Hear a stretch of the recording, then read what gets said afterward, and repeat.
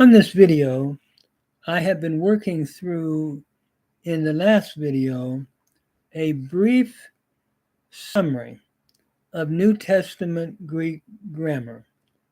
And now I've worked through the first and second declension. And now we come to third declension nouns. We're working on nouns and how they differ from first and second declension nouns. And for anyone that might be listening, I would refer you to my basic overview of Greek grammar in the work on Google Books, in the work Christological Greek Grammar, Sevenfold Work of Christ and His Finished Redemption in the Covenant. It's in the book of Hebrews, but at the beginning, I posted in the PDF a basic beginning Greek grammar summary. I would recommend Machen for those that would like to go through more detail. There are many excellent grammars today, but that helped me a lot in my first years of training in Greek many, many years ago. So I would like to pick up third declension, and I'm using the word charis, meaning grace. And this is on page 9 of the printout copy that I have. Please feel free to follow along. Nominative, genitive, dative, accusative. So we begin with charis is the nominative. The genitive becomes charitas, meaning of grace. The dative, chariti, meaning to or for grace. And the accusative is charita, grace. He saw grace would be the accusative. And then the nominative plural would be charites, the genitive chariton, of graces, the dative charisine, to or for graces, and the accusative charitas, graces. And basically just going through those, that declension, third declension, nominative, genitive, dative, accusative. Charis, charitas, chariti, charita. And then the plural, nominative, charites, genitive, chariton, charisine, and charitas. Nominative, genitive, dative, accusative. Let me say a word while I'm working through this grammar on accents. And I show what the accents look like. You have an acute accent, would be like this. And I have written it down in my review of grammar, which can occur anywhere on the last three syllables. You have the circumflex accent, looks like a half moon, which occurs on the last two syllables of words. Then we have the grave accent, which is another line going this way that occurs on the last syllable.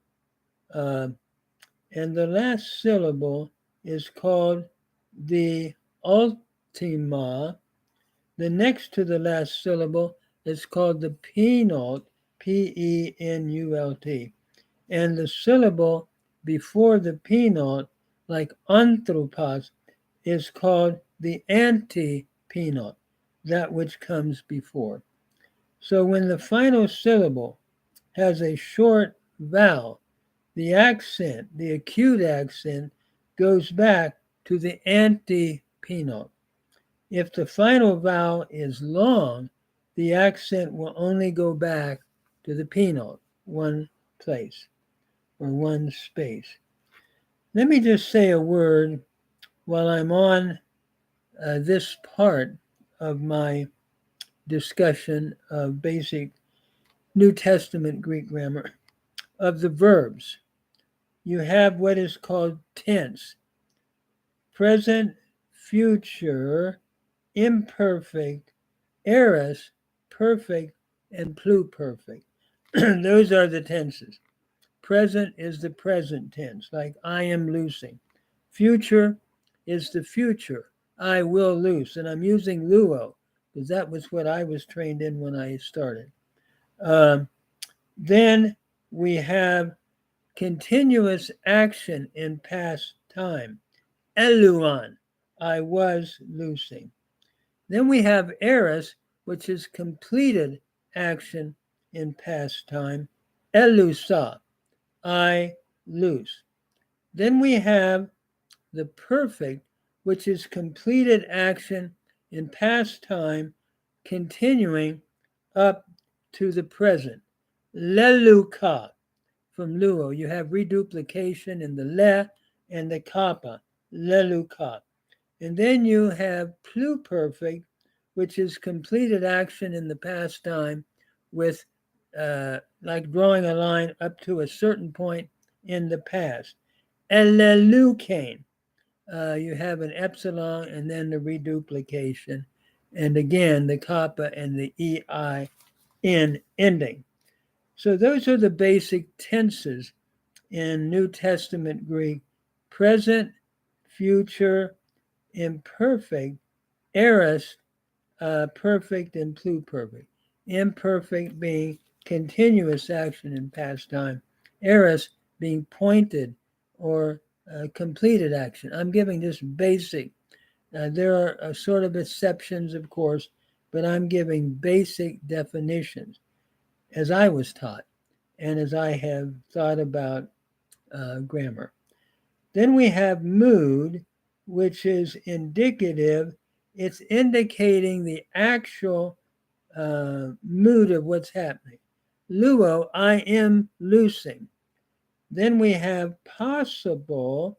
What might happen is subjunctive. So indicative is showing the actual mood of what's going on.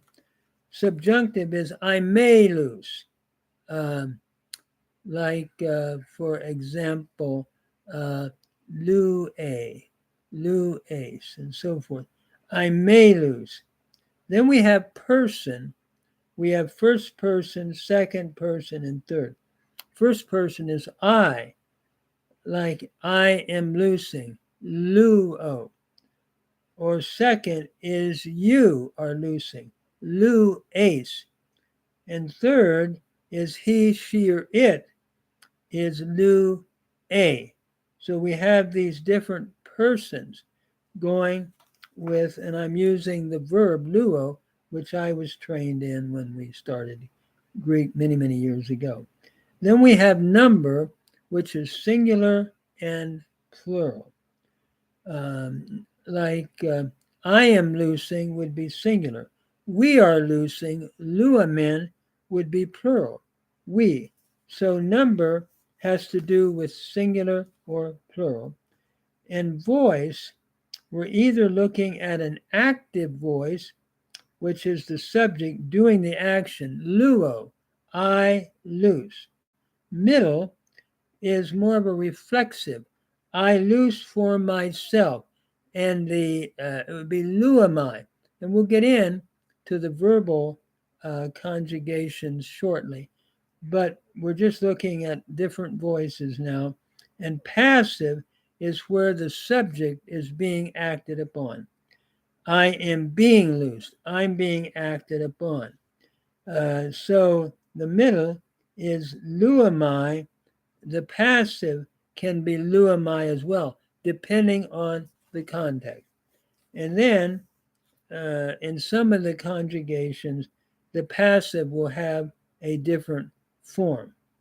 Like luso, I will lose, lusamai, I will lose for myself. And then luthesamai, I am being loose, theta, eta, sigma, which is really similar to the aorist passive, luthes, and so forth. So Those are the different voices. Active, the subject is doing the action. Middle, reflexive, I am loosing for myself. And passive, where the subject is being acted upon. I am being loose. So I'm going to stop there. And the next video, I'll pick up the present indicative active of the present tense. And we'll do one section at a time. Uh, I have several pages, and my goal is to just summarize Greek grammar in sort of a summary way. And like I said, I would recommend the grammar that I use was Weingreen. No, excuse me, that's in Hebrew. I'm sorry.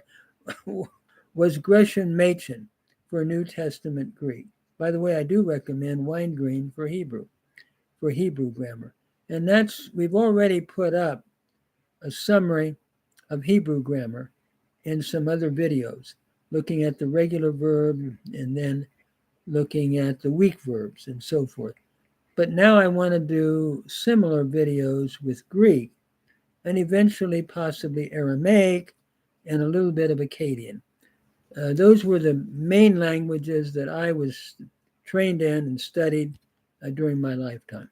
Up till now, at 81, I'm continuing to try to learn and review what I have learned in my seminary and university studies.